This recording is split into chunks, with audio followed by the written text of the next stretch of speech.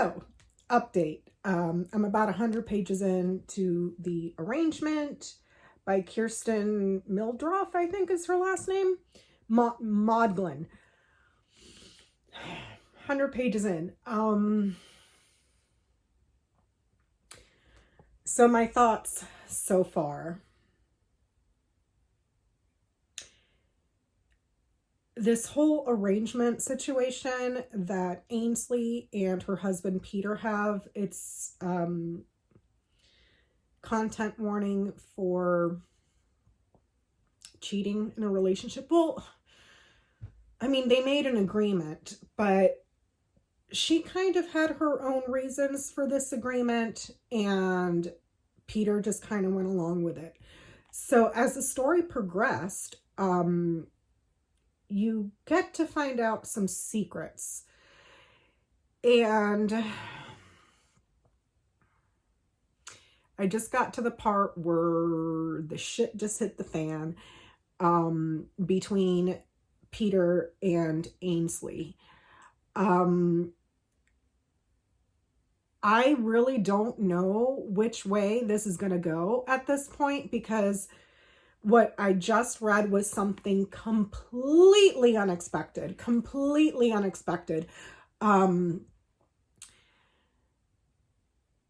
And they've both together just took part in a huge disaster, if you want to call it that. Accident. Well, I mean, I don't even know. What I will say, I do really am so far enjoying the pace of this book. It is quick. It is, the chapters are short, maybe 5 or 6 pages. The writing style is really good. It's very direct. And again, you get to see both points of view. You get to see the point of view from Ainsley in one chapter, and then the point of view from Peter in the following chapter. But man, I'm just trying to figure out WTF is going to happen next, because I was not expecting this to happen. I didn't see this coming, and it's interesting. So I'm about, because the book is about 220 pages. I'm at 100 right now. So I can probably knock this out today, I hope. So we'll see. I'll keep you guys tuned in. Hello, everybody. I'm driving. So update on the book, The Arrangement.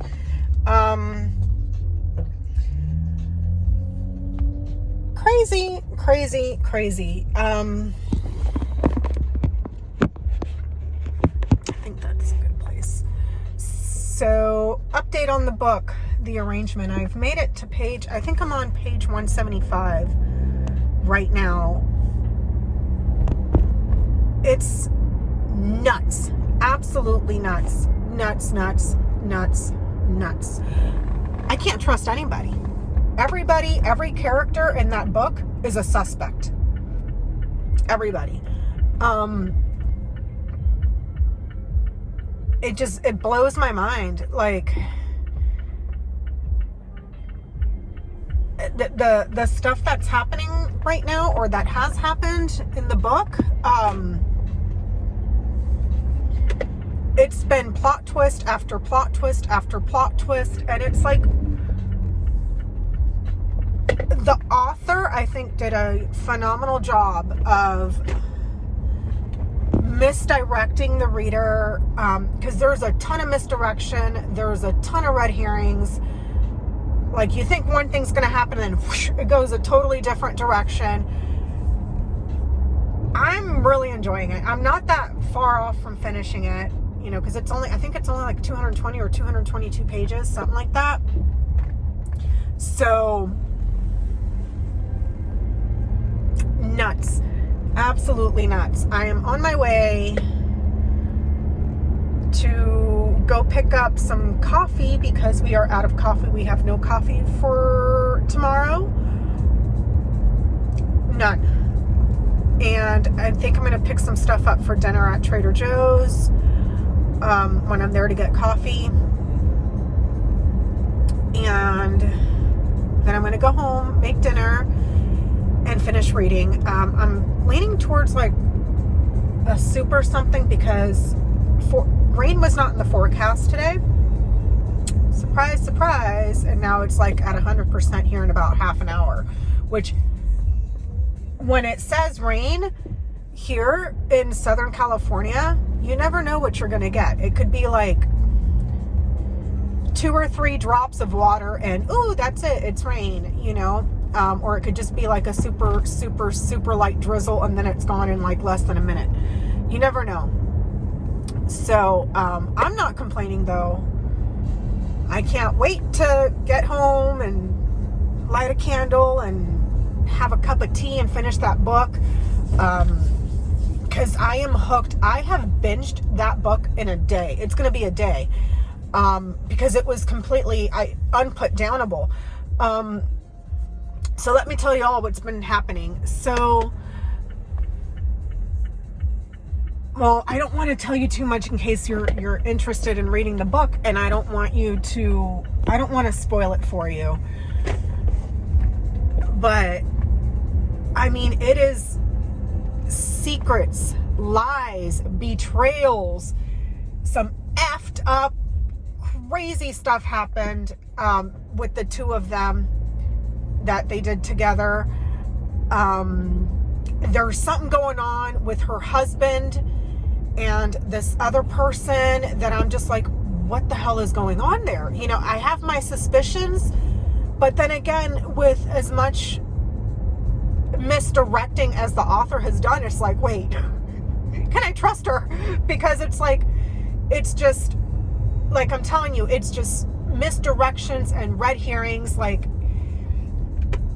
I have no idea what's going on. It's really good though. It's freaking juicy AF. You know what? It kind of, well, no, I'm going to wait till I get to the end and see if I'm right, because I have this one theory, but I could be totally wrong. Because so far, everything I've guessed in this book has been completely freaking wrong because I've been completely misdirected. But there's an older movie by Ben Affleck that was based on a book, and I remember I had read that book years and years and years and years and years and years ago, and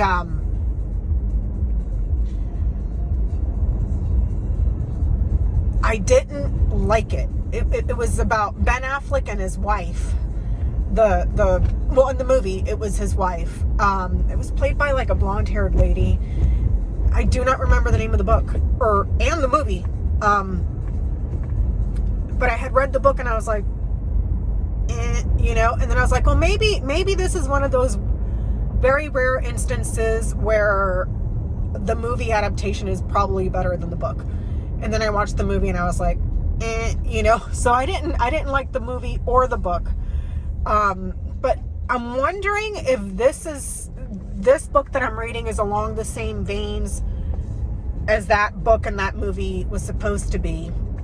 I can't remember the name of the movie to save that is how unimpressed I was that I don't remember the name of the book and I don't remember the name of the movie. But what I think I kind of very hazily remember is Ben Affleck was married and then his wife goes missing.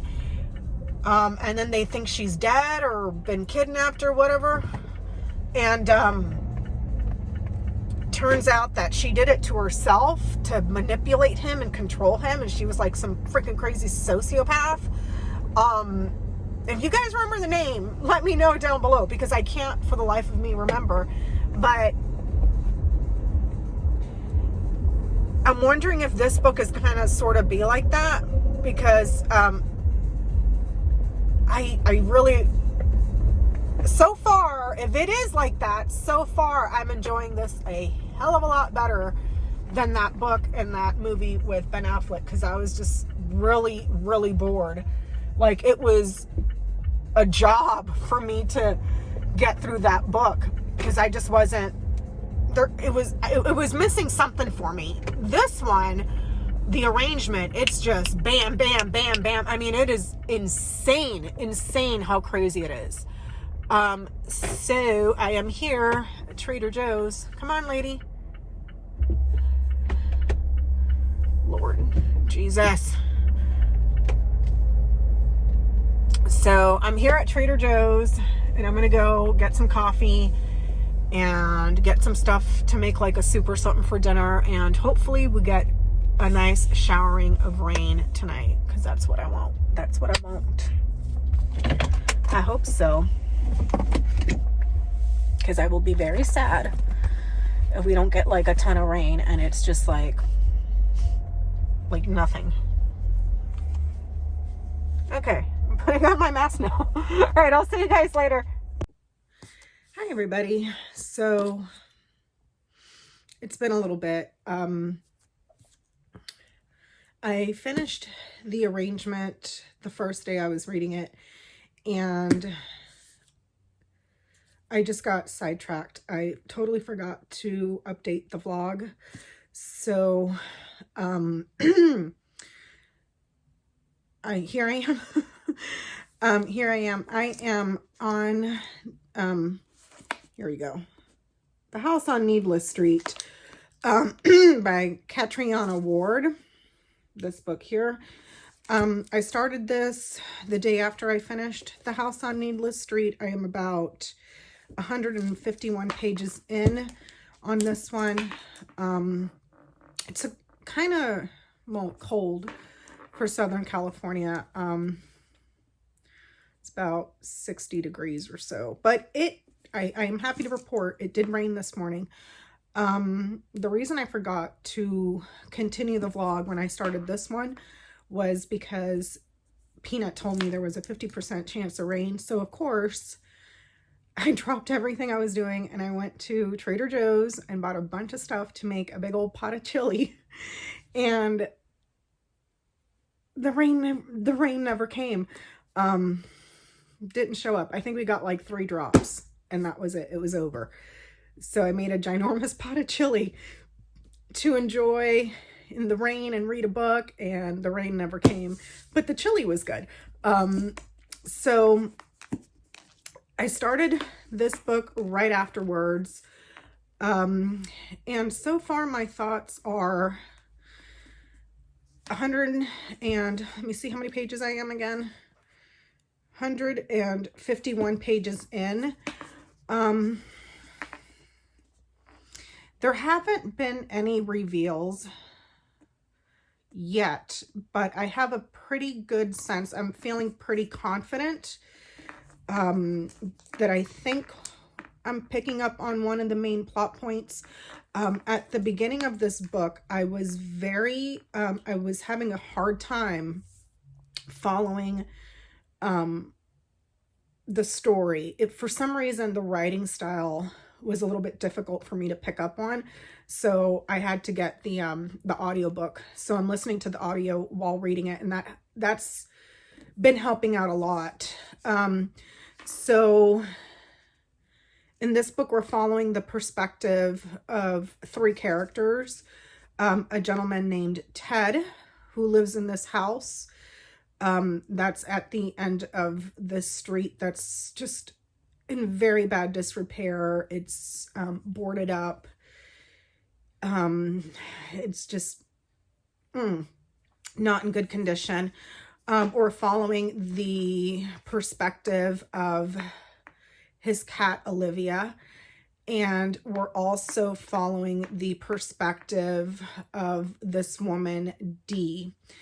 And I'm kind of tiptoeing around right now where I don't want to say too much because I think I've figured out one of the plot points. I don't know if that is for sure. Like I said, it hasn't been revealed yet. I'm only on page 151, but I just don't want to say too much and then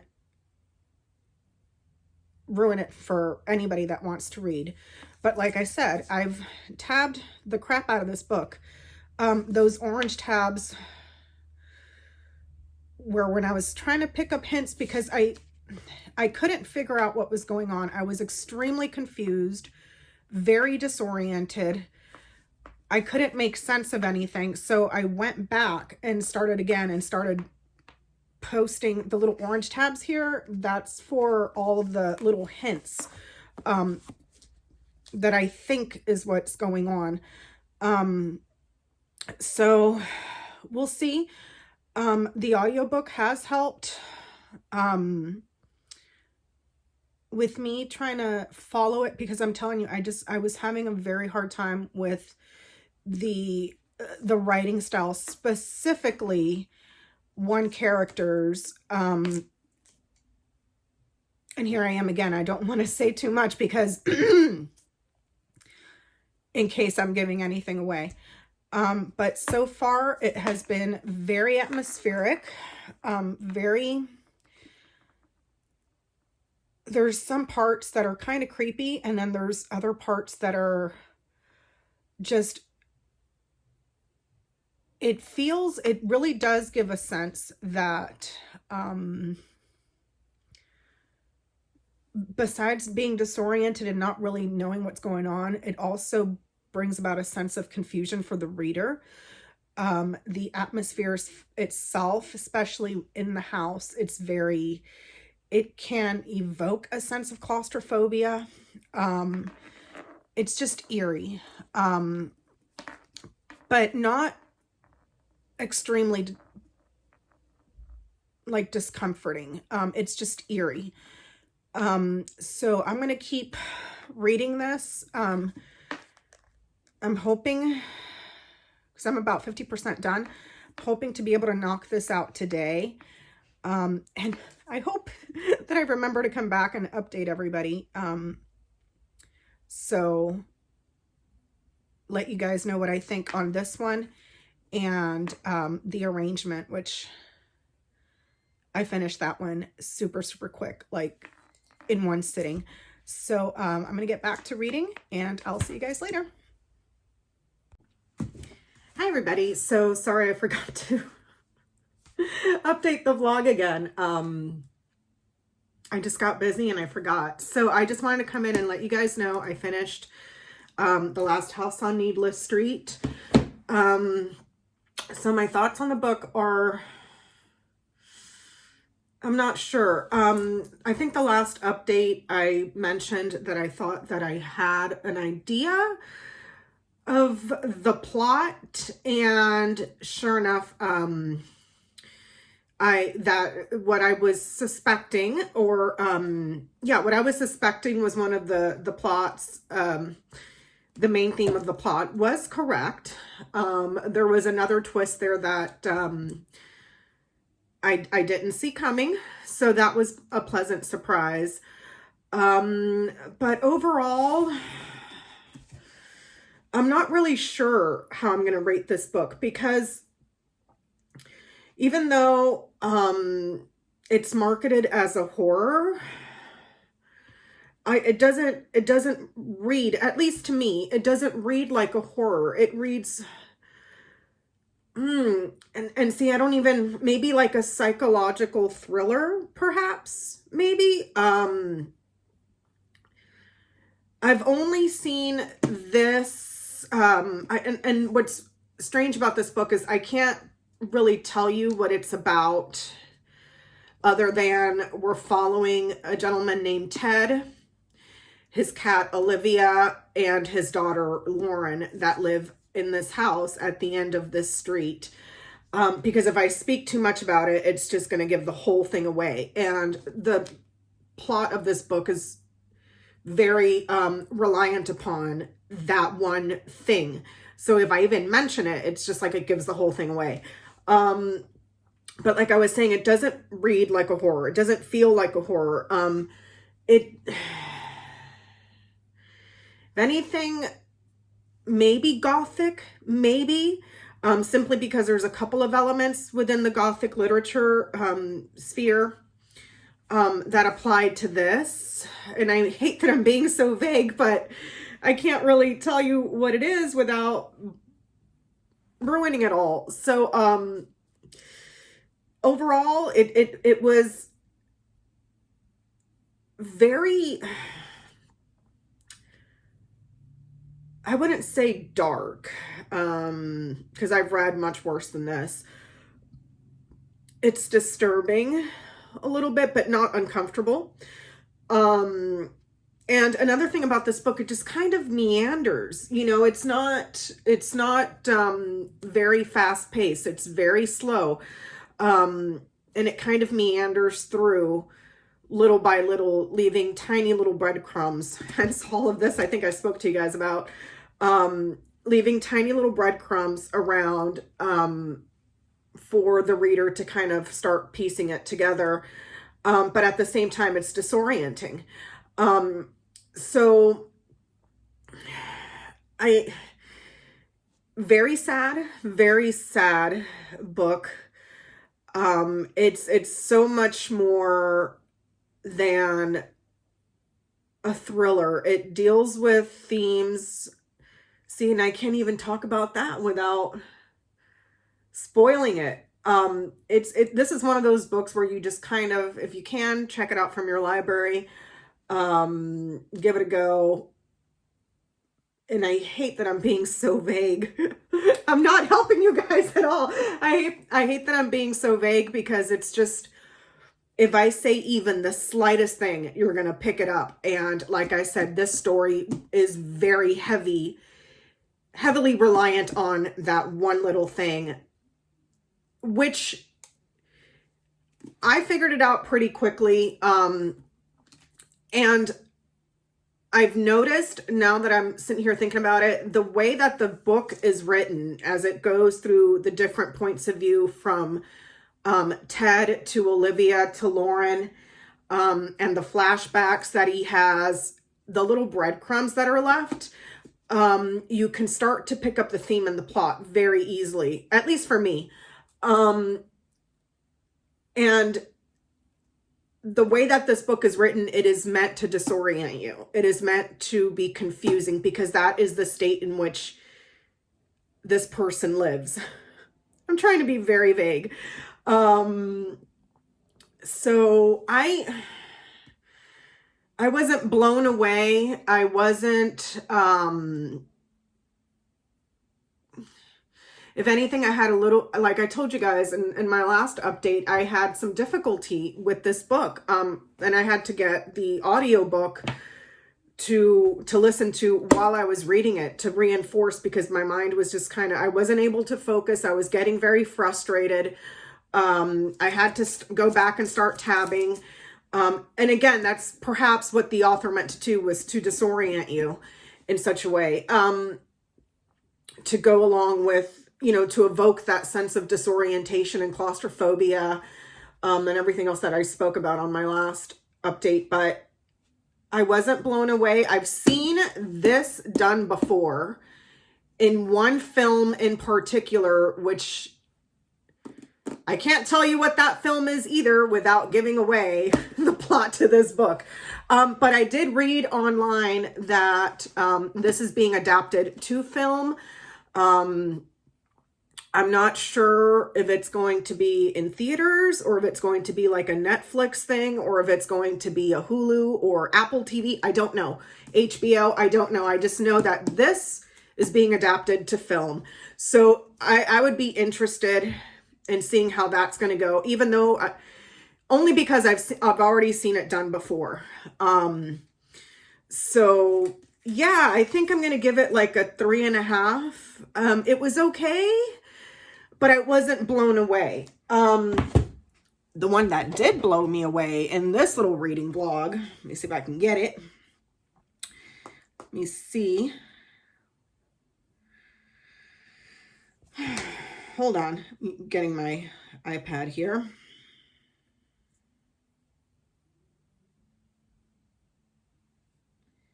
Where is it? Where is it?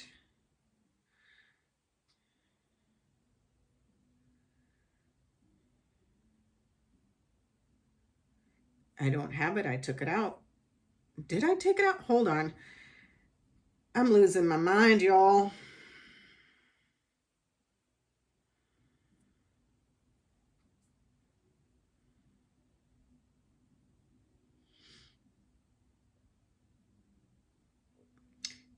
Do I have it in my,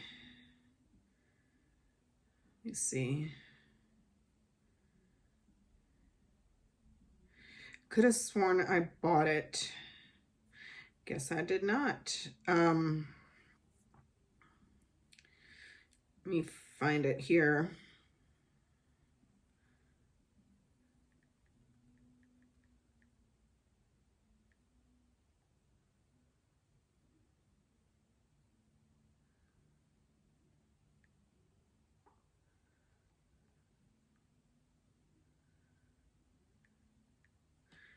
Actually, let me do it this way because, sorry, give me a second. This one, the arrangement was the other one that I read during this vlog. Hands down, all the stars in the sky. Loved it, loved it, loved it. Fast paced, like totally nuts. Fast paced read. Fantastic domestic psychological thriller. Somewhat short, 222 pages, super easy, super quick to get through. And the ending, oh my God, it was phenomenal, phenomenal. I've already ordered book 2 that comes out February 1st. And book 2 is what is it called? The Amendment. Book 1 is the agreement. Book 2 is the amendment. And so here it is. Let me see if I can do it this way. The arrangement by Kirsten Modglin. So that one I would highly recommend. Right now I am starting The Night Shift by Alex Finlay, because Jesus, I can't even type. Because I had requested it from NetGalley. NetGalley approved me. They sent me an advanced reader copy. This one, I believe, releases, I'm not sure. Let me see. Look on here. Hold, please.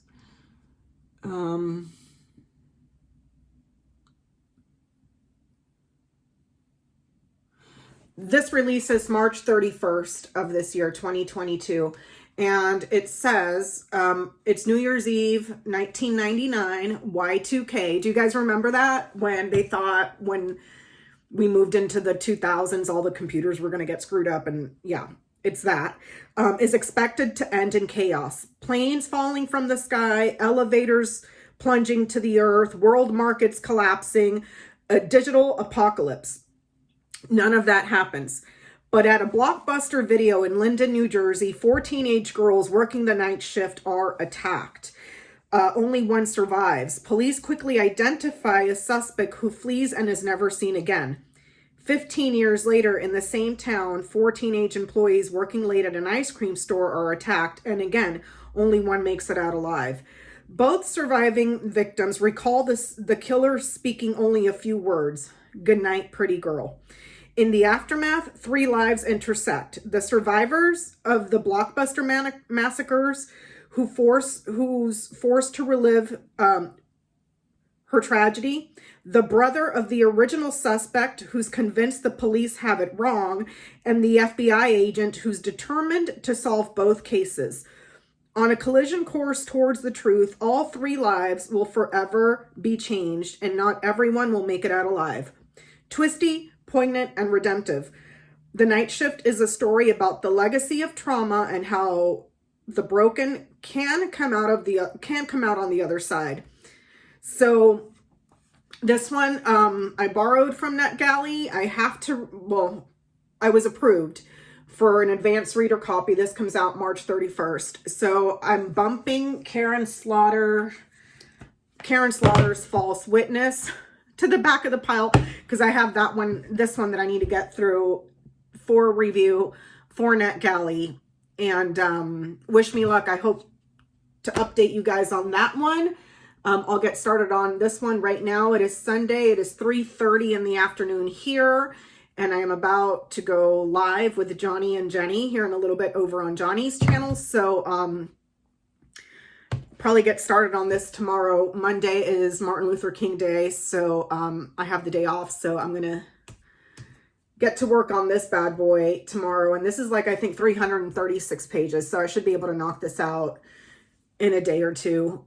So wish me luck. But thanks again, you guys, for hanging out. Thanks for checking out the video.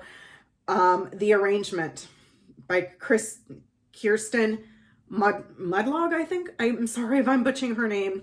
Check it out. Super amazing. It's on Kindle Unlimited, so you can read it for free. If not, the digital copy, I think it's like $4 or $5.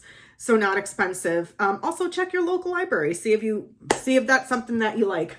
All right, guys. Thanks so much for watching, and I'll catch up with you guys next time. Bye.